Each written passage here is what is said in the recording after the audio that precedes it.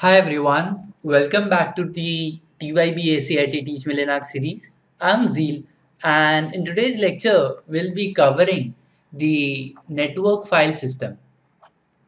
So this is a very interesting topic because network file system is generally one of the most used file sharing services in the Linux environment.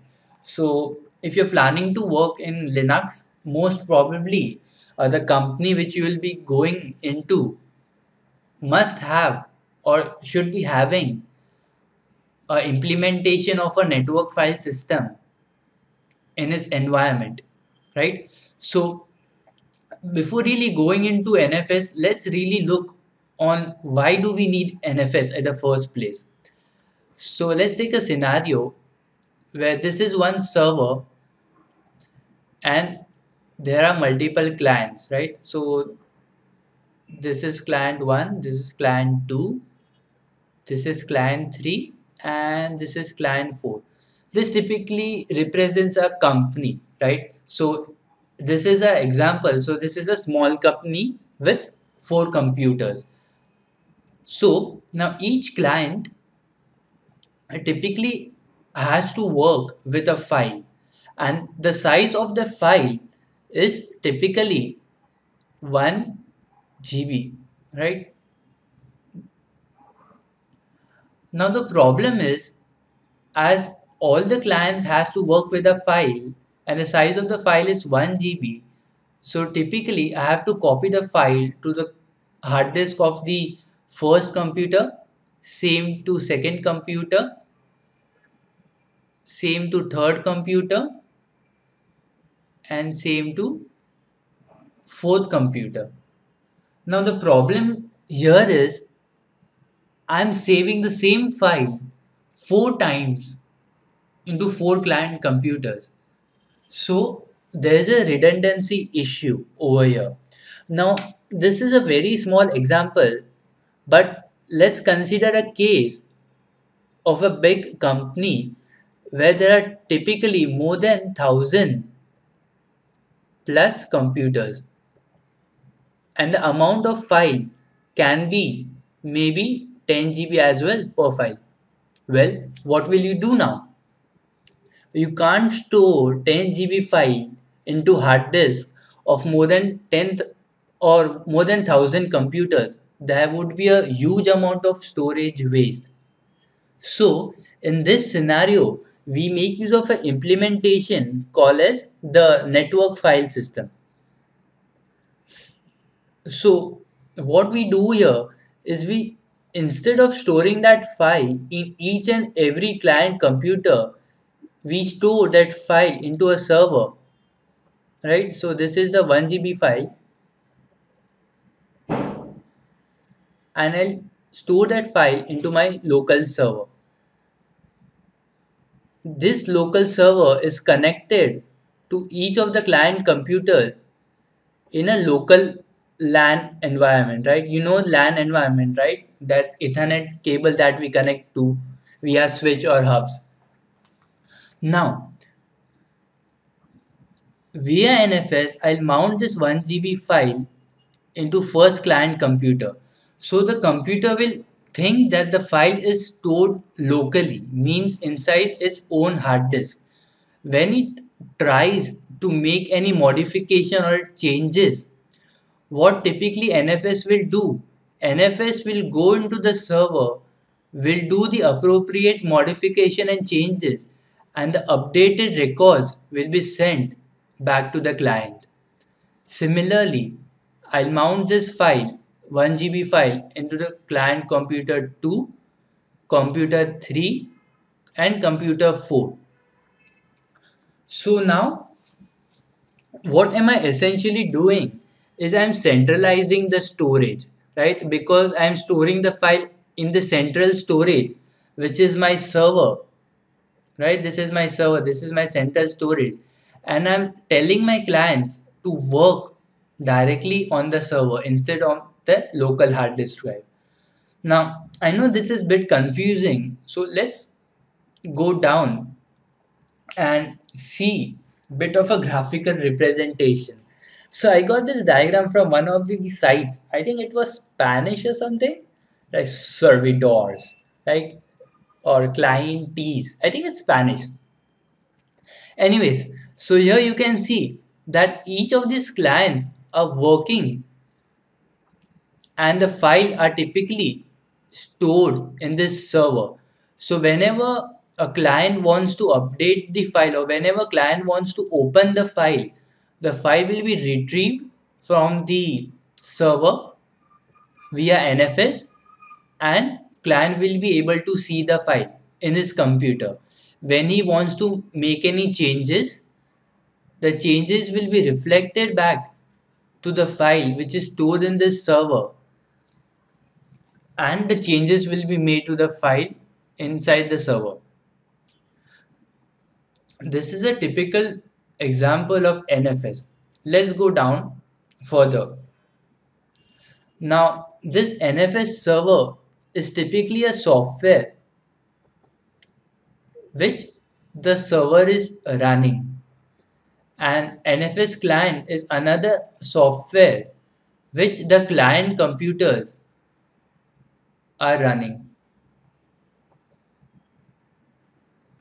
So what in a technical perspective we say is we mount a file from server to the client.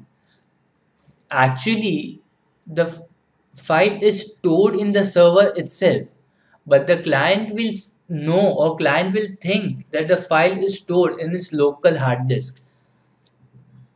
So let's take a better example. Suppose this is a movie file, right? This is a movie file which is stored in a server, and this is a client computer, right? This is a client computer, and they are communicating with the help of NFS protocol.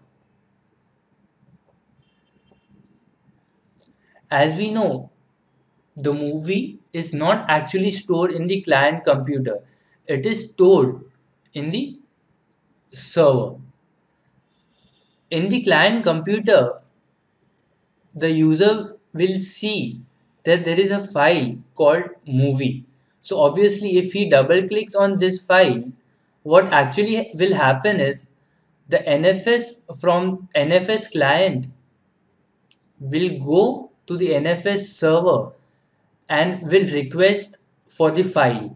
The file will be streamed and will be sent to the computer, and the user will be able to watch the movie. Now this all happens in a real-time environment via this Ethernet cable. If we disconnect this Ethernet cable, well, the movie will stop. So this is basically the absolute basics about NFS. I know it's a bit confusing now also. So we will look into the practical demonstration and see how exactly does it work.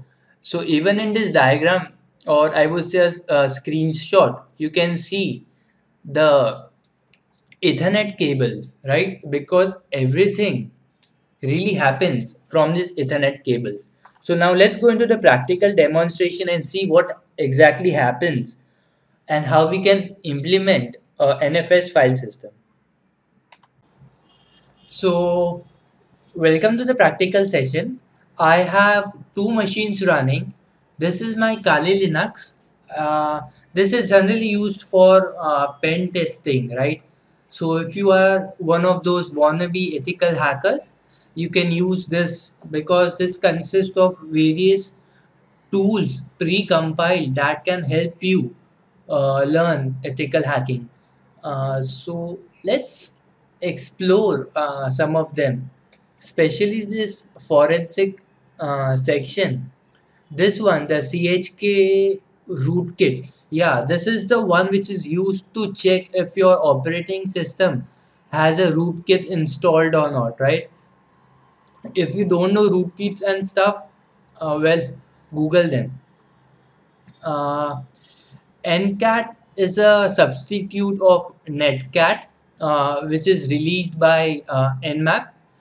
CryptCat is a encrypted version of Netcat, I would say, and there are tons and tons of tools. Anyways, we'll be exploring this when we will be covering or will be starting our ethical hacking series. For the time being, let's come back to the topic of NFS. So, I'll minimize this window, and this is my desktop. So here you see a video file which is called mit.mp4. Now let's open this file, and here you can see a video is being played. This is basically of virtual memory, and this video is a part of a MIT open courseware. So I used to learn from this few months back. This was under the operating systems subject. Anyways, so here we can see that the video is playing perfectly, right? I don't have a sound because I don't have a sound driver installed in my Kali Linux machine. I'll pause this video for a time being and minimize it. So what exactly can you find? You can see that this video seems that the video file is actually present in this operating system, right? It just looks that this is present in this Kali Linux machine. But no, this is not a part of this hard disk drive. Actually, this has been mounted from a NFS server, which is my CentOS machine. So let's go to my CentOS machine. So this is my CentOS machine, and this is the actual file which I was able to play on my Kali Linux machine. So if you recall the diagram which we had seen earlier, we have actually mounted this file via NFS into this operating system. And once we double click on this mit.mp4, what exactly happens is the file gets streamed from this CentOS machine to this Kali Linux machine. And then I can see the file being played. So if I fast forward it, it is not as fast as expected because this is running via my network, right? There's a bit of a lag that is happening. So obviously, if you see, the main disadvantage of a network file system is the bandwidth. You require a huge amount of bandwidth in order to properly process the data in a timely manner. If you don't have enough bandwidth, then there will be a lag that you will be seeing while you process the data. So this is the basic about NFS.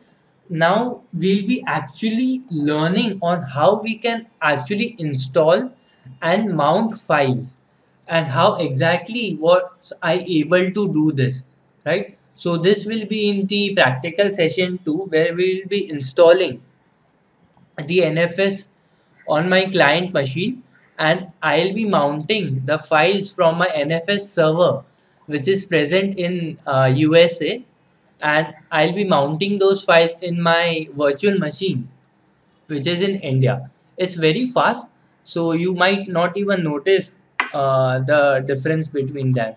So I guess this is it, and in few minutes I'll re-record the video of a practical implementation from start of NFS.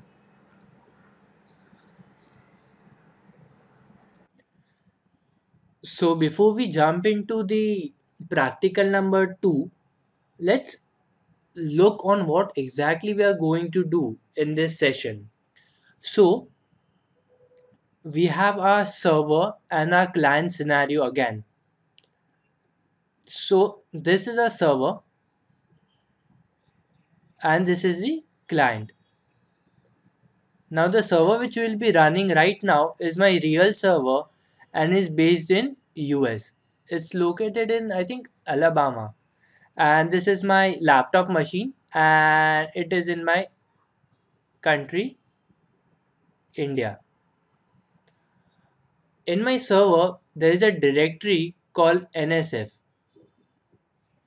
Inside the directory, there is a video which I want to watch. So what I'll be doing essentially is with the help of NFS, I'll be mounting this directory into my Linux machine in my local computer. So once it is mounted, I'll be watching the video in my local machine. Now essentially please remember, mounting does not mean copying. So if we mount this over here, it does not mean that the every content of this directory is being copied. It is not at all copied. In fact, when I double click on the video from my client machine, the code and the bits will be streamed in the real time from the server to my client machine. So let's look at the real time example and let's do it practically. So this is my PuTTY machine. I am connected to my server via SSH. Let's do ifconfig. So if you see over here, the address is 192.201.10.202.134. So let's go to Google and do IP locator and essentially try to find the geolocation of my IP address. So I'll do 192.201.10.202.230.134.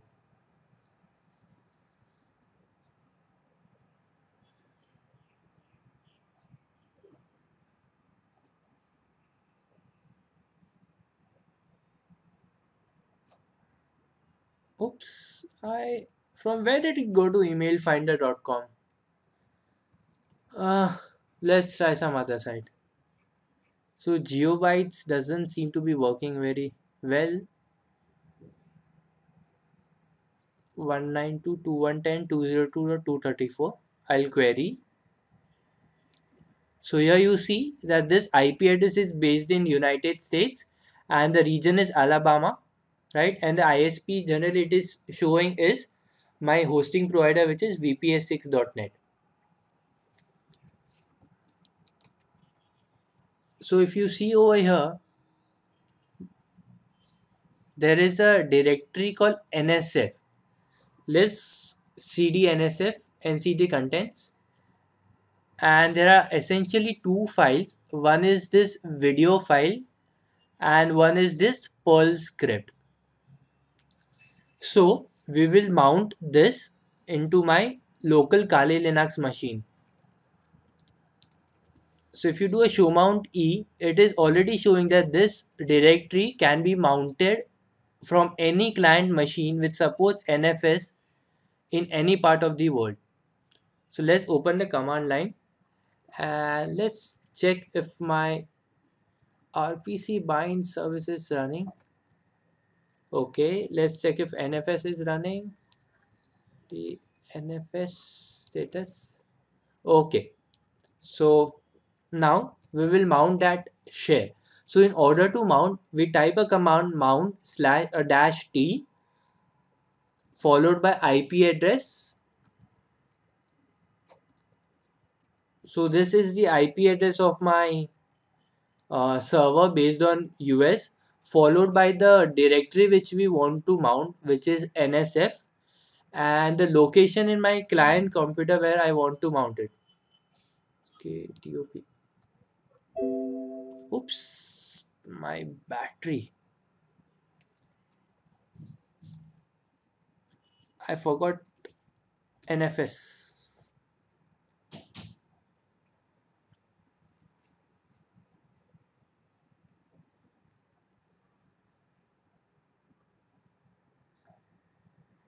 It might take some time, right?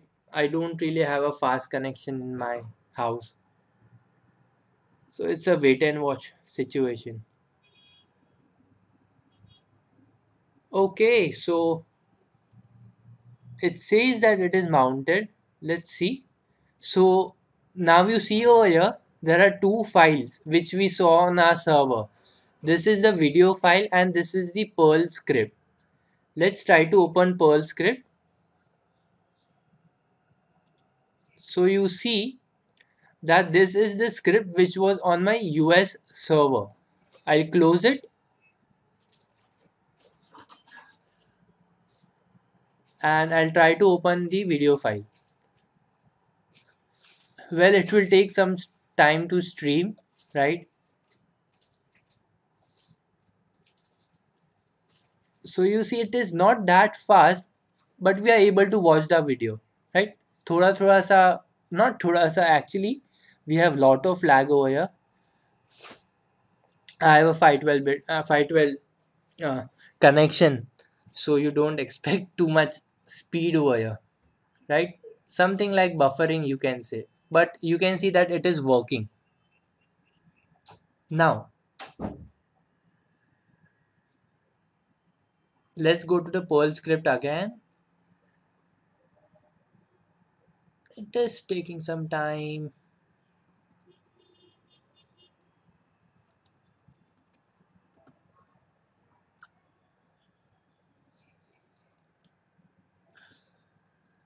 No, I don't think I have given a read write privileges. I think I have given a read only privilege. Anyways, I'll close it. So I hope you got the basic meaning on why do we use NFS at the first place. So what exactly did we do? We mounted the NSF share from my US server to my local client computer, and from the client computer we tried to watch the video which was in this directory. So this is the second demonstration. In our very third demonstration, we will be actually learning on how we will be installing NFS from start. We will be mounting directories on real time, and we will be looking on how to configure NFS. So now let's go to a brand new CentOS machine. This is the one which I have just installed today. Now, the things which we will be looking now is what you should remember, I would say, for your exams. So, in your exams, they might ask you explain installing and configuring NFS, right? And this is what exactly we will be doing in the third practical session, which is this one. So, let's first install NFS. So, in order to install NFS, we will type this command yum install NFS utils and NFS bind utils. I think it's bind utils. I'll check. Let's see if I'm able to run this.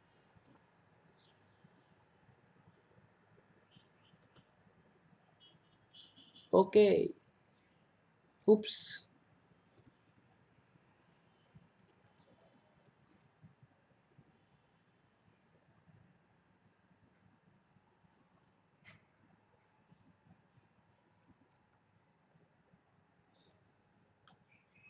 So we'll wait for the installation. Great. So the NFS is installed. So essentially it was just a one command to install NFS. Now let's start NFS. So let's first check if RPC bind is running. No. Let's start RPC bind. And let's start NFS. So I guess this was a pretty easy one. First you install NFS with help of yum install. You start the RPC bind service and then you start NFS with help of service NFS start. Now, what do we want to mount on the client computer is what we should be thinking right now. So maybe I can mount my music folder. So let's go to music. Well, it's an empty one. uh, so instead of music, let's go to documents.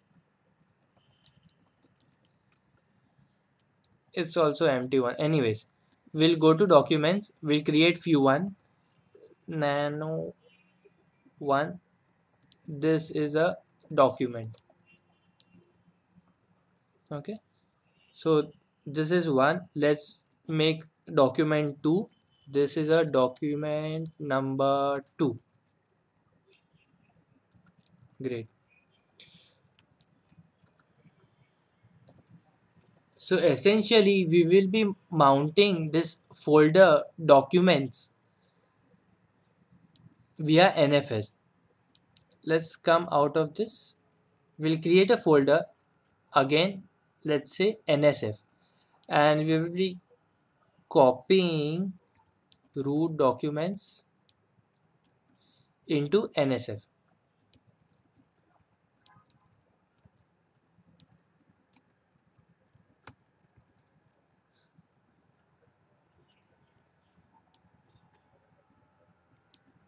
Root documents. Oops, NSF. Oops, it's a directory. So if you have a directory, you use -r command. So it's called recursive.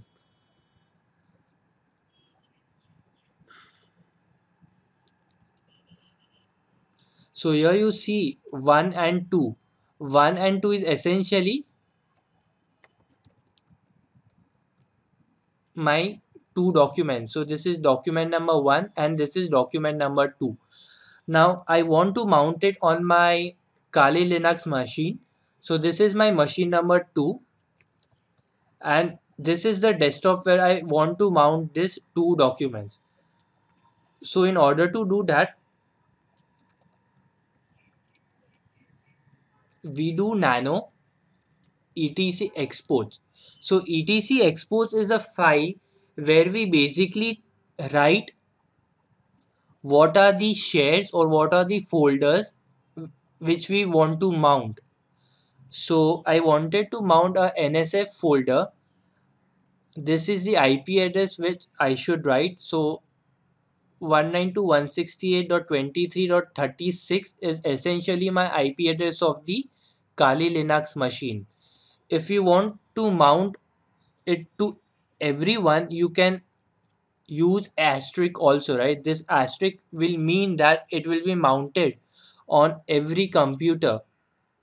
So I'll type NSF. These are the options. RO means read only, but I'll type read write and root squash are the only two options that we will be using for the time being. I'll save it and I'll type a command called export FSA. Oops.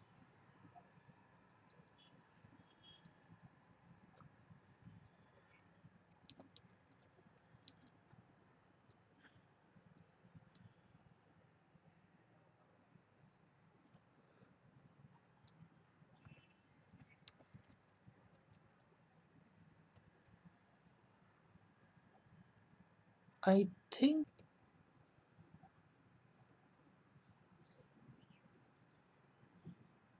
okay, so I think I figured it out. It was because of the wrong option and wrong permissions which were assigned to my files. So let's view etc exports again. So instead of root squash, I have removed root squash due to permission problems, and I have two options right now, which is read write and sync. Now let's do export FSA, and it seems to be working fine. So basically what has happened now is that my directory NSF has been successfully exported.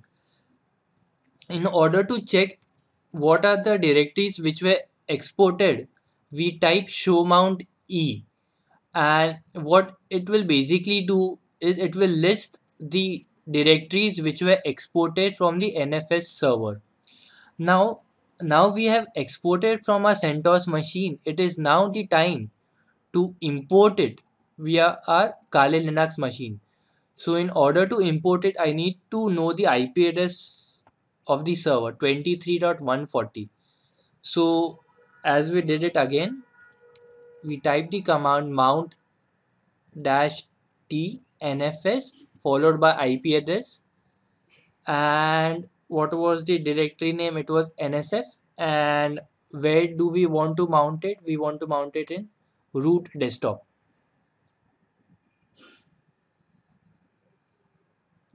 And let's wait.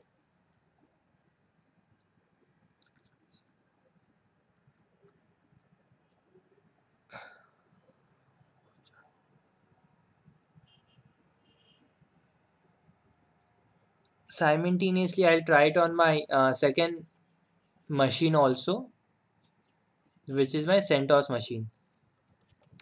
Mount T192.168.23.140 NSF, and I'll type it on root desktop. Again. It has to be NFS over here.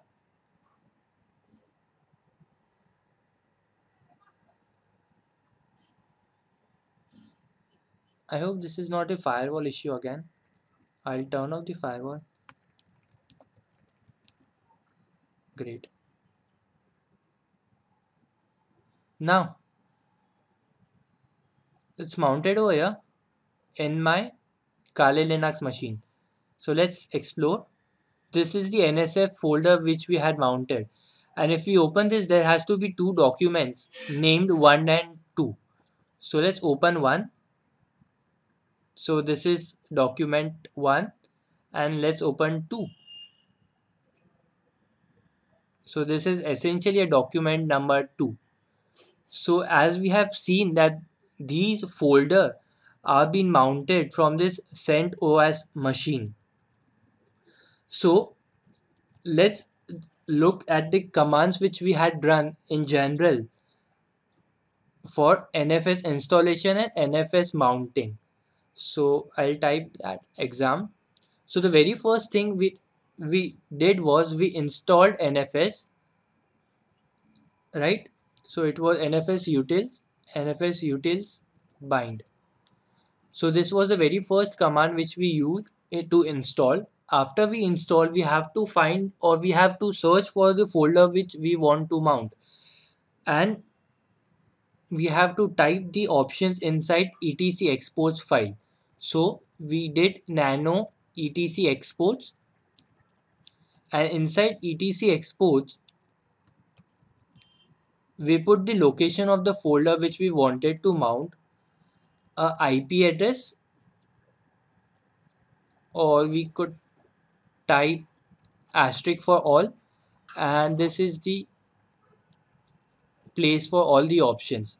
Now there are various options like read write, read only, you have sync, you have root squash, you have no root squash, etc. The third option is export FSA. This basically means export everything. A means all. So export everything which is mentioned in the etc exports file. Then we use show mount E command to see what is being exported. And this is it from the server side. This was the server side. From the client side,